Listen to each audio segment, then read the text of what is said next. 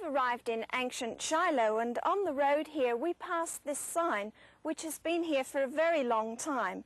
It's a track leading through to an Arab village, but since the Israelis have constructed a kibbutz near here, they've laid a tar-sealed road. The reason we're here is that this is the site where the Israelites erected the first sanctuary when they arrived in the Promised Land. Recently, some archaeological excavations have found some very definite proof to back up the Bible story.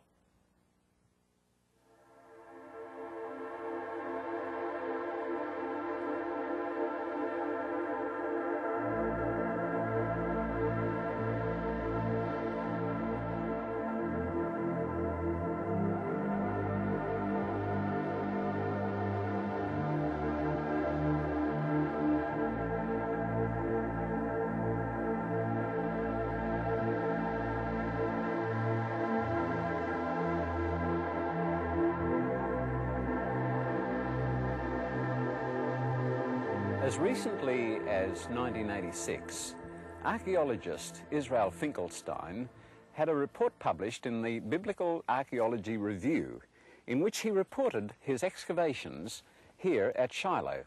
And they provide us with some very interesting evidence, especially in relationship to the biblical account.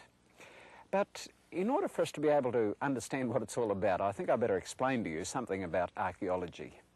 You know, whenever I come to the Middle East and am involved in the excavations and get back home again, I suppose you can guess the question my friends ask me as soon as they meet me. Hey, did you find anything? What did you find? And I say, yes, we found a lot of things, a lot of broken pottery. And they say, big deal, is that all you went to the Middle East for? But you see, archaeologists are not looking for treasures. Okay, it's very nice if you find a golden vase or an alabaster god or something, but really that's not what we're looking for. And that is not what provides us with the information we need. We are trying to reconstruct history. Archaeologists are digging up the past, and they're trying to reconstruct the past. Now, in order to understand just how it all works, I'll need to explain it from a diagram. But first, I have to explain to you what is a tell. The word tell is the name given to a deserted mound, or sometimes it's even still occupied in the Middle East, and there's plenty of these tells. And this is how it all happened. You see, in ancient times, cities or villages were usually built on low hills for defensive purposes. It was much easier to defend if the enemy had to come up the side of a hill, you see, to attack a town or a city. Well, people living on such a low hill would build their houses here, let's illustrate it this way, and they would have their floor level like that. And in those days, of course, there were no garbologists or rubbish collectors, and so whatever rubbish they had, broken pottery or bits and pieces, dust and rubbish, was just thrown out the front door. Well, you can imagine what happened. Little by little, the street level outside began to rise. And eventually, it reached the height of the floor level of the house. So guess what happened when there was a downpour of rain? Well, that's when Mama caught hold of Papa and screwed his ear and said, listen, you've got to do something about that because all the rain is coming in the front door. So good obliging Papa did something. What he did was simply to raise the floor level, bring in some more earth and raise the floor level.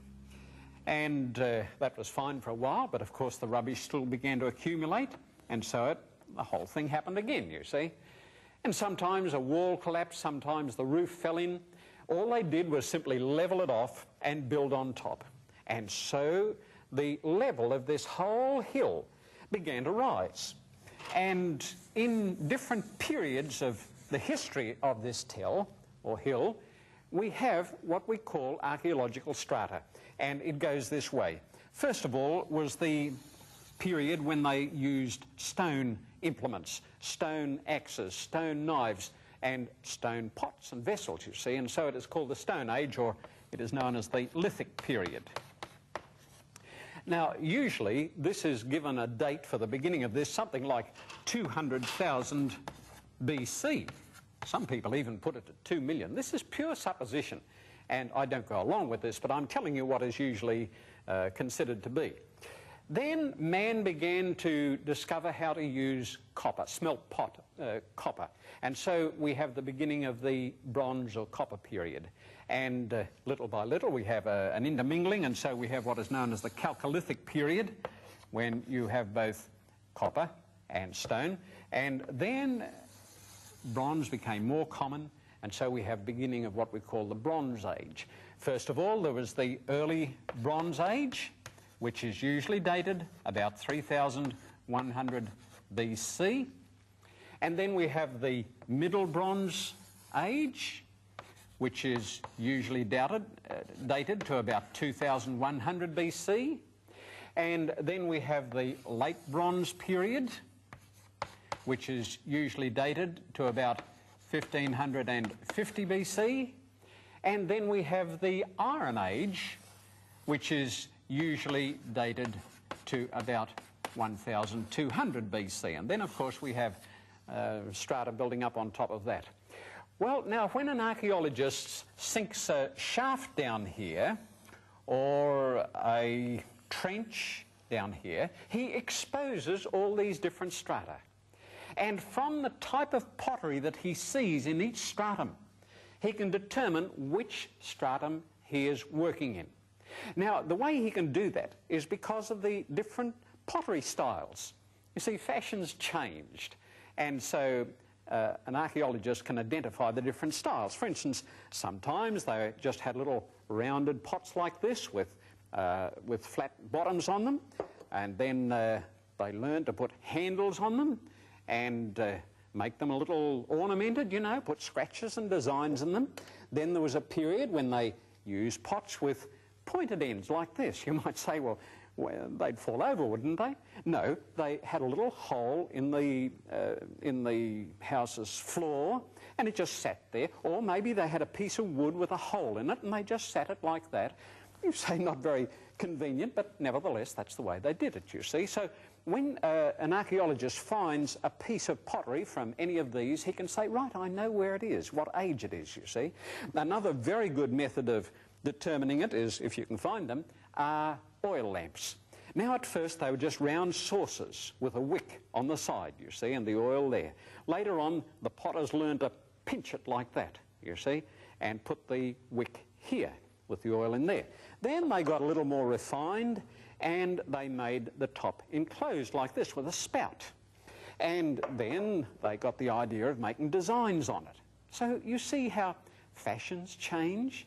And so when the archaeologist finds these different pieces of pottery here, he can say, right, this is the early bronze, this is the middle bronze. But what he cannot tell is the exact date of these. The only way he can date any of this pottery is by relating it to the chronology of Egypt. And so if he finds something in the early bronze, he says, oh, well, the early bronze period in Egypt began about 3100 BC, and the middle bronze here. Well, the problem is this. If Egyptian chronology is correct, that's fine. You've got the right dates here. But if there is a mistake in Egyptian chronology, as I believe there is, well, then these dates are going to be wrong too. And that is where we come to Shiloh and notice the interesting discovery that was made recently here in the excavations. You see, according to this line-up here, the Exodus took place 1445 BC, or the invasion of Palestine, 1405 BC, and that would place it in the late Bronze period. But in the excavations in Shiloh, no evidence of occupation was found there during the late Bronze period. There was, however, evidence of a sanctuary during the Middle Bronze period. Now, I consider that is where the Israelite invasion took place. In other words, I consider these dates need to be shortened. And the Israelite invasion took place in 2100 BC. Then, if we accept that reconstruction, we have exactly what we're looking for, evidence of a sanctuary in Shiloh in the Middle Bronze period.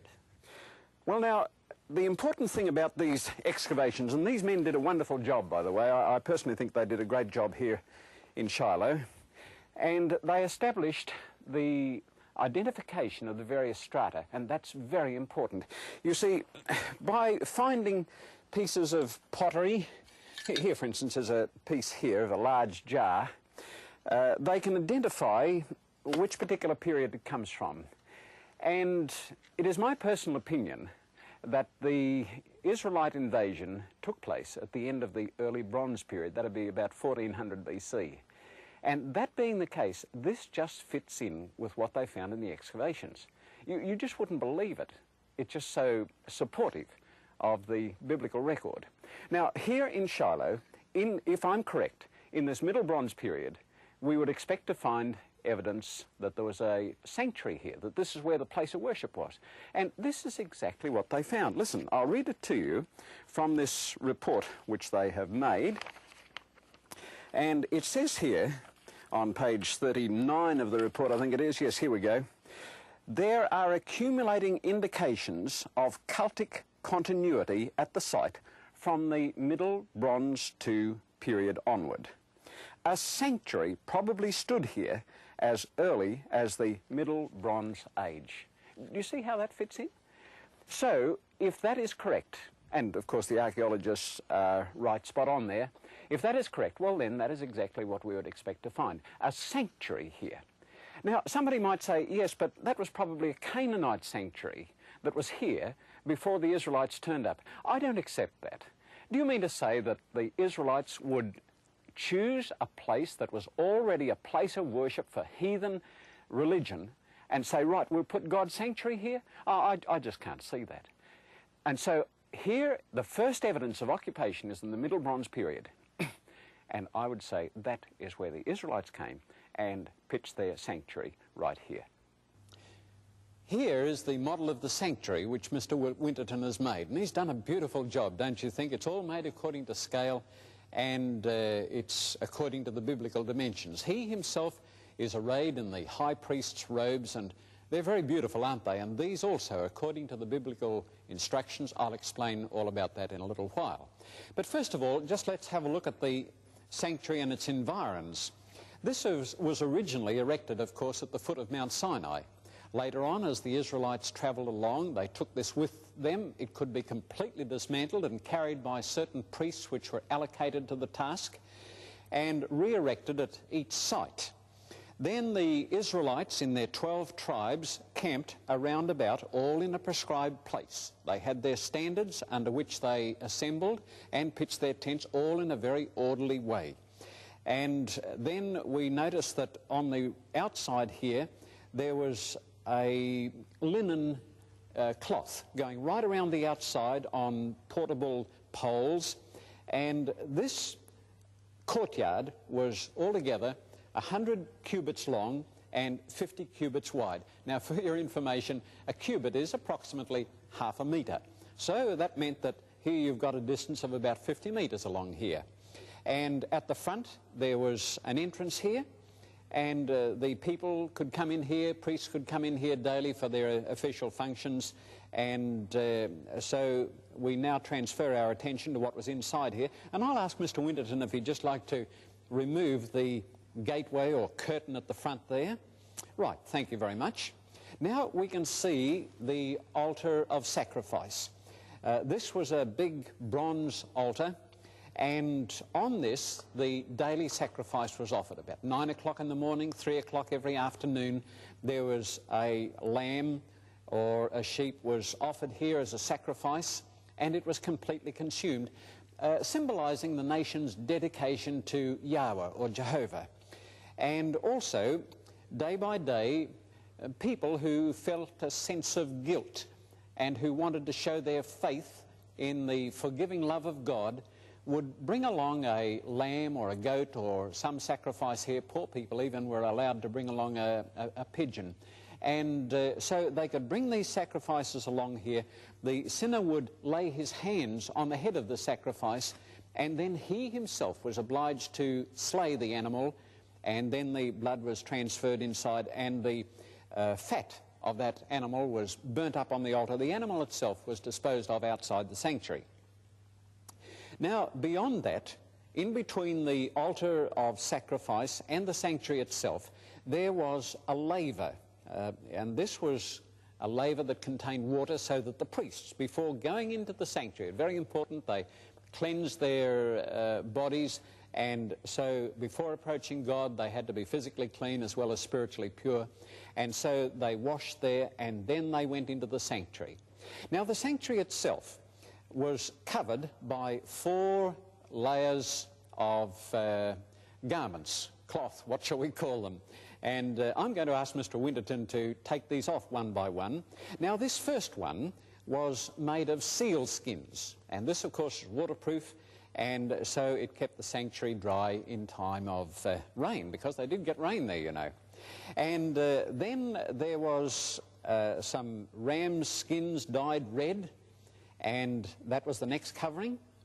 Thank you. And then the next one was of goat hair. Tents are still made of that, you know, in the Middle East today, Palestine. They still make their tents of goat's hair, and so there was this goat's hair covering. And finally, there was the pure white linen garment, which covered the whole of the sanctuary. So there were these 4 coverings of the sanctuary building itself. Now the building itself was 30 cubits long and 10 cubits wide and 10 cubits high. This building also was made of wood, covered with gold plate, and this also was portable. It could be completely dismantled and carried by the appropriate priests and then reassembled at the site on which it was pitched. And inside the sanctuary, incidentally, there was a curtain here. Thank you, Mr. Winterton, if you'd like to take that off. There was 2 veils or curtains. One was at the entrance of the sanctuary, and the other one was into the inner apartment of the sanctuary. Now, there were these 2 apartments. The first one was 20 cubits by 10 cubits, and it had 3 articles of furniture in, and the other one was 10 cubits by 10 cubits, and this just had 1 item of furniture inside. Now, so that we can get a better look at this, remember it's portable, we're just going to lift the whole sanctuary building up. Thank you. And then we can see inside. First we notice a table here called the table of showbread. Now this had 12 loaves of bread on it, which were replaced every Sabbath. They symbolized the 12 tribes of Israel. Then over on this side were the 7 golden candlesticks, and they were burning continuously. They had oil in them running from inside, and they had wicks, and the high priest came in here every day and trimmed the wicks and filled up the oil so as to keep these lights burning. 7. Then here was an altar of incense. And here again, the high priest came in here every morning and every evening at the time of the morning and evening sacrifice, and he burned incense on this altar. This incense used to curl up and go into the inner apartment of the sanctuary, and so the incense here represented the prayers that were being offered by the people who are outside waiting for the priest to perform his duties. Now let us look at the item on the inside of the sanctuary in the inner apartment, and that is the Ark of the Covenant, or the Ark of the Testament. It was a wooden box gilded with gold, and inside were the 2 tables of the law, the 10 commandments that had been written with the finger of God on Mount Sinai. And on the top of the Ark of the Covenant there were 2 beautiful golden angels with wings outstretched, reaching over and touching each other. And so that was the only item of furniture in the inner apartment of the sanctuary. Now the high priest only went in there once a year, but a very significant service, and we'll be explaining that in our next subject, the next topic. Now the high priest's garments were very beautiful, and I would like to explain them to you. The high priest must have made a very impressive sight in all his God-given robes. And they were God-given, you know, because God specified everything that the high priest had to wear. It was all given through Moses. On top here, on his head, he had a crown. It's called a mitre in the old King James Version, but it is simply a covering for his head, and a band round here which said, "Holiness to the Lord," indicating that his thoughts were also to be holy in God's sight. Then he had on here a breastplate. in which there were 12 beautiful stones, and on each of those stones was inscribed the names of one of the tribes of Israel, indicating that he bore these on his heart. And then we have here a Urim and a Thummim. Now, they were used to indicate the good pleasure or the negative will of God. If one lighted up, it was yes. If the other one had a cloud on it, it was no. And so answers could be found when inquiries were made from God. Then behind that is what is known as the ephod. And on the shoulder here there were 2 stones, and on these were inscribed the names of the 12 sons of Israel. Then down here he had a beautiful blue garment, and this seems to be God's favourite colour, you know, and I think there's a lot of significance in this blue. It indicates a royal colour that God has, and the Israelites also were supposed to wear a band of blue. And then there was this sash here. It's called a curious girdle, meaning it's a very special one. And then, of course, he had his incense censer, which he waved before the Lord with the incense in it. And then right down at the bottom, you'll notice there are some bells and little pom-poms. They were representing pomegranates. And as the high priest walked, these bells would no doubt tinkle. Can I do this, Mr. Winterton? Yeah, they must have been very nice. And so the people would know the high priest's movements as he moved around the sanctuary. So then, this is ancient Shiloh, and this is where it all happened. This is where the sanctuary of Israel was. Later on, of course, when Solomon built his beautiful temple on Mount Moriah, this whole sanctuary concept was incorporated in Solomon's temple. Of course, what is there now is not Solomon's temple, it's the Dome of the Rock, a Muslim mosque, the first part of which was built in the 7th century AD. But nevertheless, that is where Solomon's temple once stood. Now, what was the purpose of this sanctuary? Why all these animal sacrifices, all this bloodletting? Do we assume that God is a sort of an angry God that has to be appeased by the slaying of animals? No, that's not the idea at all. It was all symbolic, typical, all pointing forward to what Jesus Christ was going to do for the human race. You know, when Jesus went to the River Jordan, John the Baptist pointed to him and said in John 1:29, the next day John saw Jesus coming toward him and said, "Behold the Lamb of God who takes away the sin of the world." Now you see, Jesus is referred to as the Lamb of God, just the same as these sacrificial lambs were offered, an innocent lamb for a guilty victim. So Jesus Christ died for the guilty sins of the world. And that was the very heart of the sanctuary service. But the sanctuary itself was also highly symbolical, typical. Over here in the book of Hebrews, and in chapter 8 it says, "Now this is the main point of the things we are saying. We have such a high priest who is seated at the right hand of the throne of the majesty in the heavens, a minister of the sanctuary and of the true tabernacle which the Lord erected and not man." Now that's interesting, isn't it? It tells us that God made a sanctuary. And really this sanctuary here at Shiloh was really just a tiny little insignificant model of that great sanctuary of God in heaven. Now, of course, the temple of God in heaven is nothing like this one here. Magnificent, immense. 10,000 times 10,000s of angels can crowd in there. So this is only a very small model, but the temple is there all right. I'm reading in Revelation chapter 15 and in verse 5 where it says, "After these things I looked, and behold, the temple of the tabernacle of the testimony in heaven was opened." So when John was carried up into heaven in vision, he saw this temple opened. He looked inside. It was a real temple. I personally think it was just as real and solid as the sanctuary that was pitched right here in Shiloh, or that was built in the temple of God in Jerusalem. It's a real place. Heaven is very real to me. The things of eternity mean something. They're very meaningful, very real.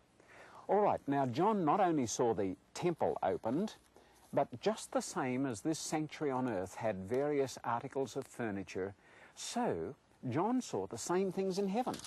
For instance, in Revelation chapter 1 and in verse 18 it says here, verse 12, "Then I turned to see the voice that spoke with me, and having turned I saw 7 golden lampstands."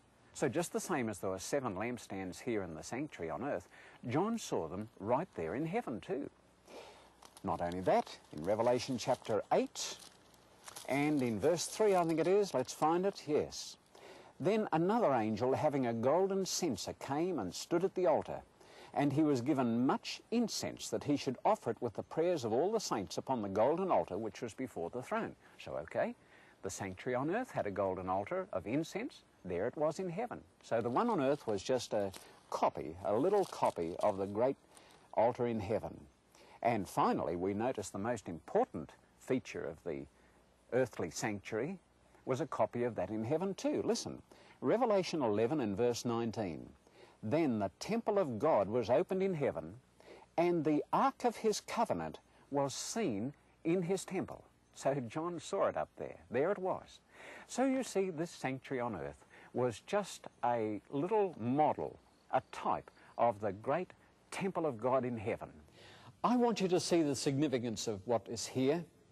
Here is the high priest wearing the names of the 12 tribes of Israel on his heart. He has a responsibility for them. He carries them on his heart. Now remember, this high priest is a type or a symbol of our great high priest in heaven, Jesus Christ, who day by day is looking after us and offering his sacrifice on our behalf. And he bears our names on his heart. Every one of you. He's got your name written there. If you believe in him, he's got your name there.